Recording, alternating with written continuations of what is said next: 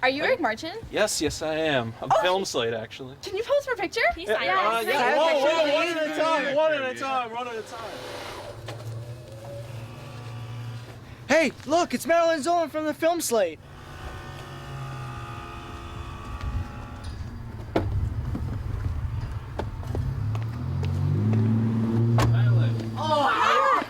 Oh my God, can you take a picture with your sign this, please? Please, please. No.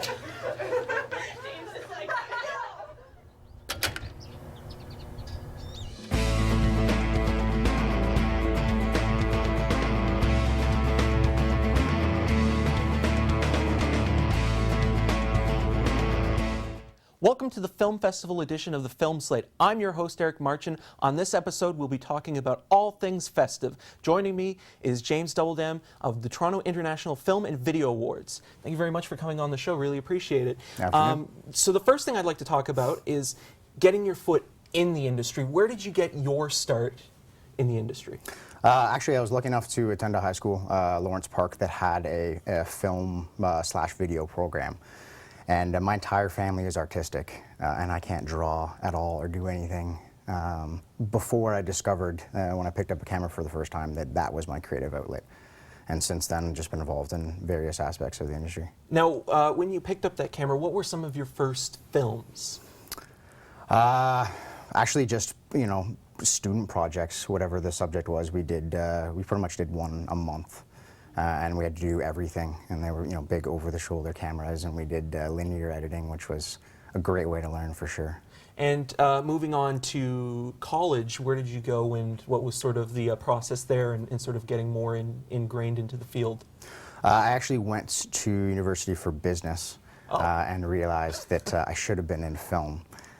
So I started pursuing other avenues in film, writing, and I was shooting documentaries with a friend who was an award-winning producer with the CBC, Len Scher, who, after we were working on a feature doc, he actually passed away.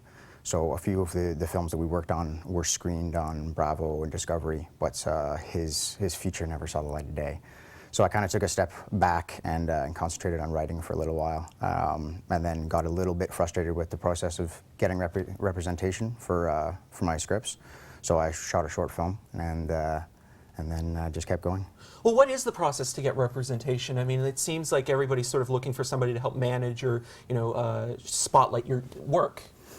I mean, there's so many ways to get into the industry as a writer or as a director, and everybody seems to have a different path, and it's fascinating to learn, how everybody got into it. At the time, I was submitting scripts to festivals, trying to win awards, and at the same time approaching agents as well as production companies, and trying to get in that way. Basically there's so many writers out there, and there's so many scripts, and that being said, fantastic screenplays as well. I mean, you meet people all the time who are writers or who've written a screenplay, so it's incredibly difficult for the right people to be able to, see your work. So it's really competitive, and you really have to be able to market yourself well. And for some people that's difficult because, sometimes when you're so attached to a project, it's hard to figure out, how to sell it, what's important, and a lot of writers struggle with writing synopses and marketing plans and all that sort of stuff. Now, would you say when you were sort of putting together your short films and documentaries, how is the process different from fictional or feature films? Well, right from the beginning, it's different. Whenever I worked on something fictional myself, sat down, and it comes from, a storytelling side, either an idea that you have that you want to turn into a project, or just, a story that naturally comes that you think is suited to the screen. Versus, when we were working on documentaries, it was more about, a topic that you wanted to explore and or teach people about, or you thought needed some attention. And what were some of the topics that you focused on documentary-wise?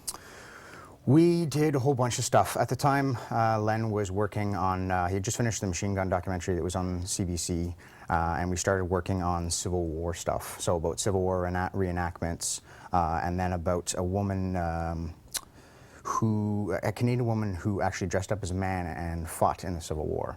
It's a really interesting story. Yeah, we did a short on that, and that's what the feature he was working on. But at the time, we found out that somebody was working on the same thing at the same time, so that's why his film never saw the light of day. Now, we were talking before the show began a little bit about documenting your work and sort of your footage. How important is it to have a reel and a resume or a portfolio to sort of showcase your work?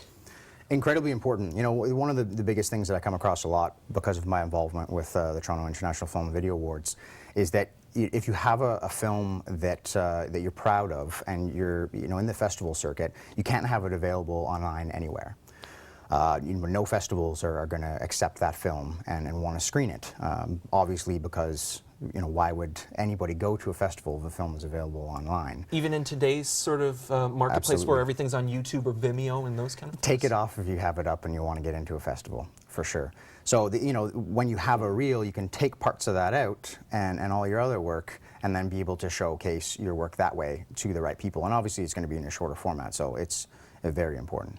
Now, what was the last day of December? Was that one of your sort of first films that you entered into a festival? Yeah, that was my first short film that I was proud of, I guess you'd say. Most of your first films are a learning experience. So I put that together as a 15-minute short, felt pretty good about it, and started submitting to festivals, and that's where I started the journey of learning about submitting and receiving feedback and not. And ultimately, that's where the struggle for myself started of, not being able to grow and develop when you don't receive any sort of feedback from the right people. Because nobody directs a film or their first film, they don't expect it to be on the big screen. Even if it is a feature, that's one in millions. So most of the time you're looking for feedback, and your network's not going to be the right people. So most of the time you're looking to get recognition and feedback from festival judges and programmers and such. And what kind of feedback were you getting from that film? I mean, it seemed like you were very proud of it, so were you at all nervous that people would sort of receive it the wrong way or sort of, criticize it? Absolutely, and that's one of those things that you really have to prepare for, because I mean, critics exist for that reason, to give their opinion on something, and no one is ever going to like your film. I mean, your favorite films, some people hate, right? Right. And you have to develop a thick skin right away. One of the issues for me was I didn't receive very much feedback other than attending a festival in person. I received feedback from being at the screening itself and talking to people. It's not really that much of common practice in my experience to receive feedback if your film has not been selected. And that's difficult, and that's why I ended up starting the Toronto International Film and Video Awards. All right, and after the break, we're going to talk a little bit about that and how you got involved. So stay tuned for more of the film slate right after the break.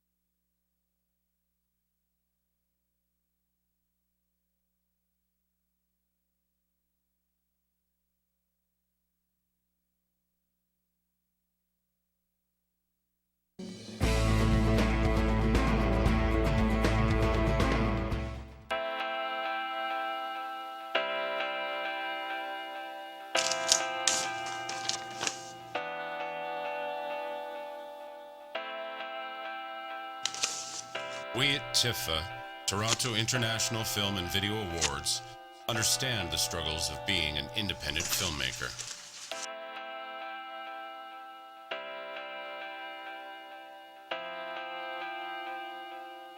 Making an independent film is enough of a struggle.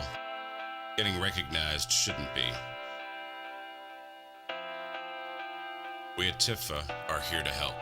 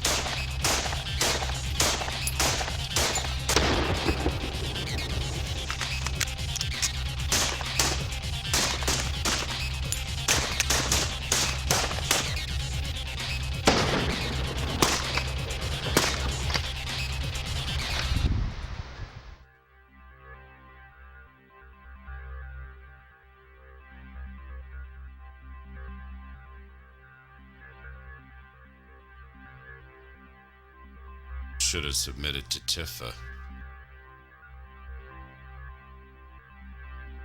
TIFA, ending filmmaker frustration.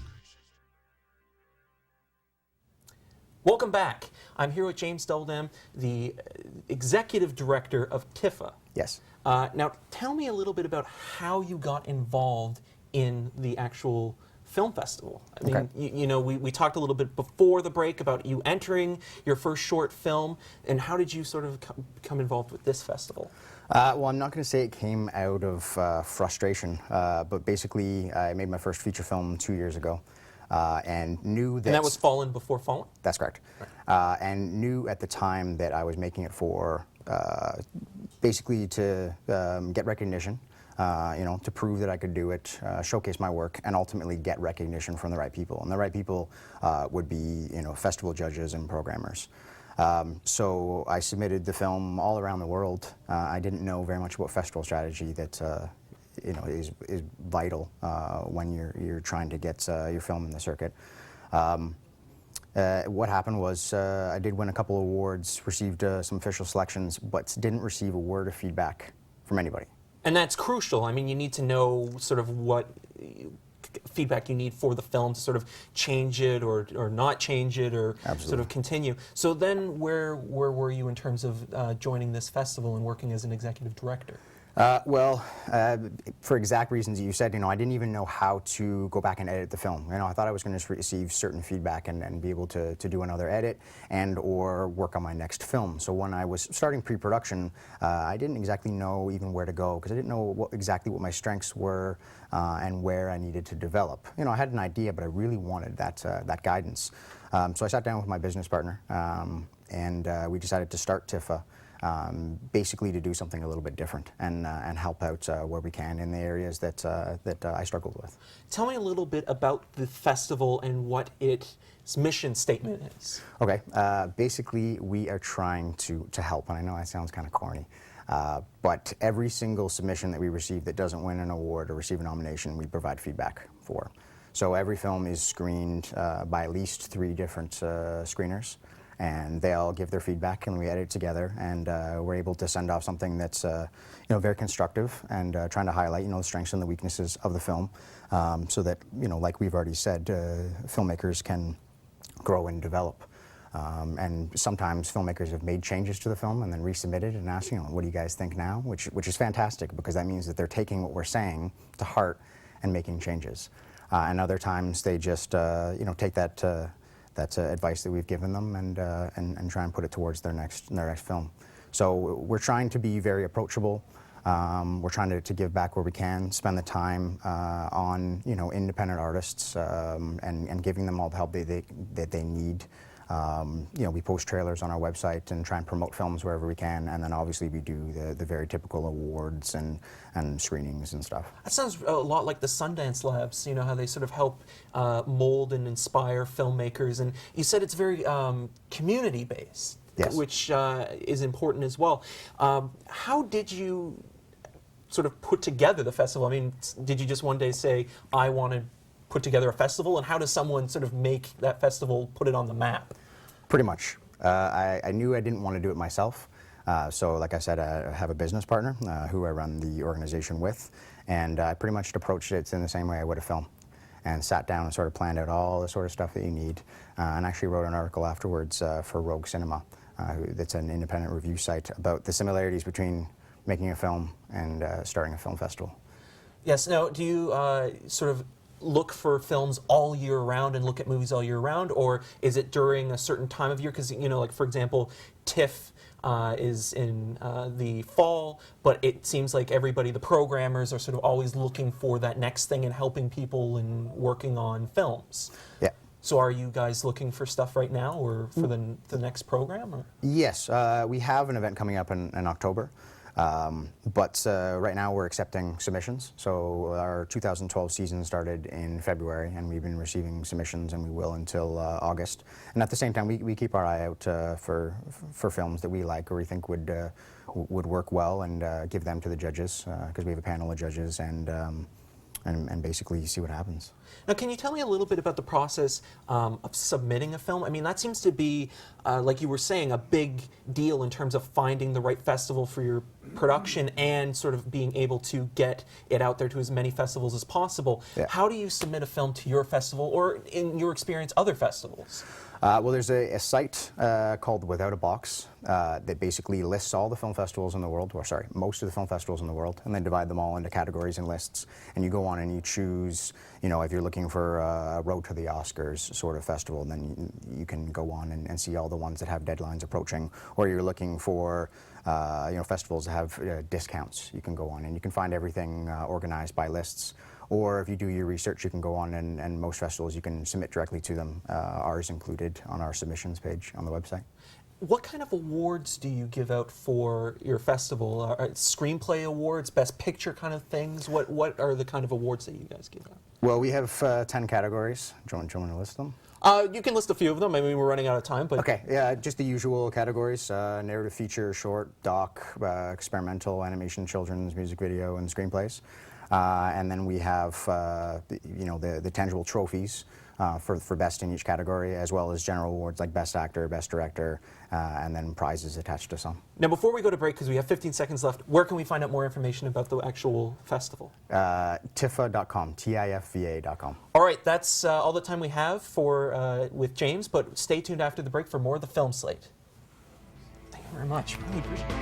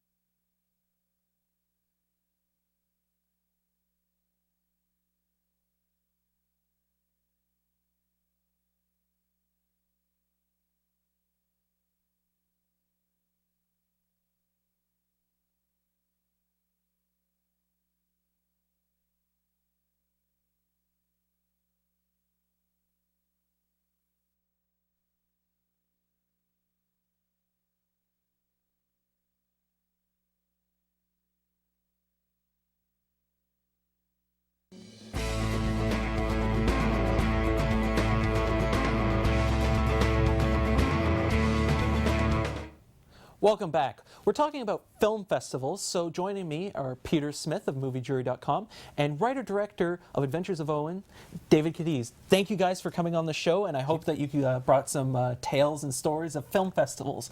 Now, the first thing we'll talk about is that our biggest festival in this area is Toronto, the Toronto International Film Festival, which goes on from the beginning of September to mid-September. How many times have you guys gone, and sort of what has your sort of experience has been like just going to the festivals themselves? For me, I guess I've gone at least probably 10 times. So like when I first was able, because I think I actually lied the first time I went, because you're supposed to be 18 when you go, right? And It's just as bad as drinking a beer. Yeah, it's because you're seeing some things that will, for imagery will forever, change you in some movies. But yeah, like I remember going and like a director Q&A. That was pretty exciting. Even if it was for a movie I didn't really like, I wanted to hear why he thought he made a good movie. Now, were you at all surprised that the filmmaker and the actors were there, and they were sort of presenting the film and talking about it afterwards at a decent length, that they were in person? Was it sort of an exciting experience? Yeah, I think so. I mean, you watch a movie at home or whatever, and you don't maybe fully understand it, or you have really kind of burning questions. It's always cool if there's a Q&A of something that really is like, not something as simple as Die Hard, right? That leaves you with like, what was his intention there or whatever. Even if you don't fully like the film, you want to know where he was coming from. That's always refreshing. Right. David, what about yourself? Well, my experience with film festivals is, as a filmmaker, the first time was the 2011 Sprockets Festival. Yes, for the kids' Toronto Film Festival, basically. Yes, for my movie Adventures of Owen. And so that was my first experience, and really I had no idea what to expect. So we saw some movies, we went to some industry events, and it was really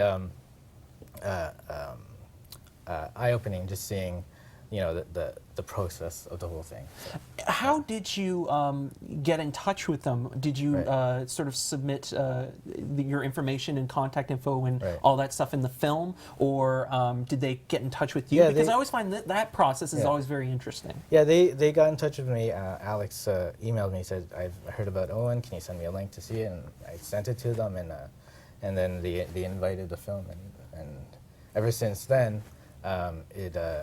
It's been to the States, Taiwan, India.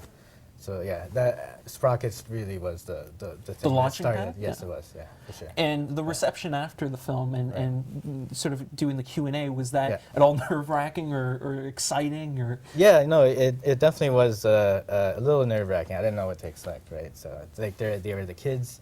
Asking questions, so they're really honest, right? Right. So there's no filter. Yeah. So no, but they were they were generally curious about the filmmaking process, and you get a lot of questions from like art direction and stuff like that. So now, Peter, how do you purchase tickets? I mean, that seems to be, again, another mystery to how, like, do you order them online, or do you have to be a member, or like, how do you personally get your tickets every year? I kind of just play it by ear, because I don't know who's going to come with me until like the 11th hour, so I just wait till what's left, the box office, the day of their announced public. But like, unlike you play it kind of like, you play it like real estate, you play it safe. You drop $100 bills early in the month, and then you're like... All the time. I have a cigar and I burn the money, and I'm like, and but yeah, and then because everyone wants to go. Even the people I know who aren't even really movie buffs, they want to go. And they always want to see like the most high-profile movies. I'm like, well, what about the movies that are because the small movies? Those films will eventually come to theaters. Where the smaller movies you have to really find, and you're lucky to see it get into one theater at the Cumberland Theater downtown, if at all, right? Yeah, I mean, exactly. I've seen movies that never ever or still even hit DVD or Blu-ray, right? That are played at a festival, and you have too. And to me, that's exciting. Like.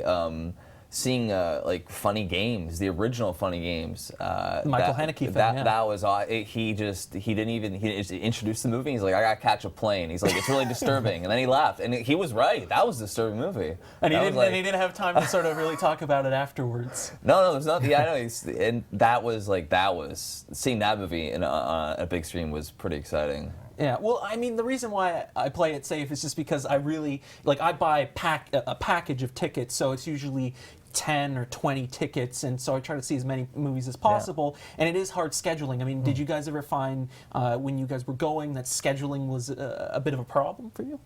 Well, I don't know. I think sometimes you have later shows of certain movies, right? If, you know, it's hard to sell that to certain people who have to work the next day, the same movie at midnight, you know, or at 9 in the morning. Right. Now, David, you have an experience that Peter and I don't, an international film festival. How was that experience for you, and how does it differ from the Canadian film festival circuit? Right. Well, yeah, we were invited to attend the International Children's Film Festival India, which was in Hyderabad in November, I believe, of 2011. And it was a completely different experience from like my experience in Sprockets. You know, in Sprockets, we went there, we didn't know who anyone was, and we just stuck to our own corner of the room or whatever. But in Hyderabad, you know, we had 10 days. All the filmmakers stuck together in, you know, this hotel during screening. So we really got to connect with a lot of filmmakers and from around the world, from, you know, Britain, Germany, Iceland. So it was definitely a good experience. And before we wrap it up, I want to mention, you were talking about networking with other filmmakers. Yeah. Did you get to see a lot of the other films, or were you too busy sort of premiering your movie? Because, I mean, it seems like that's a big thing, and that maybe you don't get the chance, or do you get the chance to sort of watch other work? Yeah, it was hard to see, you know, everyone that you met there. It's hard to see them. So, you know, you have to kind of pick and choose. And you know, you saw them at your screening. Okay, I'll go to their screening sort of thing. Yeah. All right, well, we've got to wrap things up. I know you wanted to mention something, Peter, but we can't, so All right. that's the end of the show. That's all the time we have. I'd like to thank my guests, James Dubbeldam, David Cadiz, and Peter Smith. All the volunteers who make this show possible, Judy Kalo and Johnson Truth. I'm Eric Marchin. Goodbye.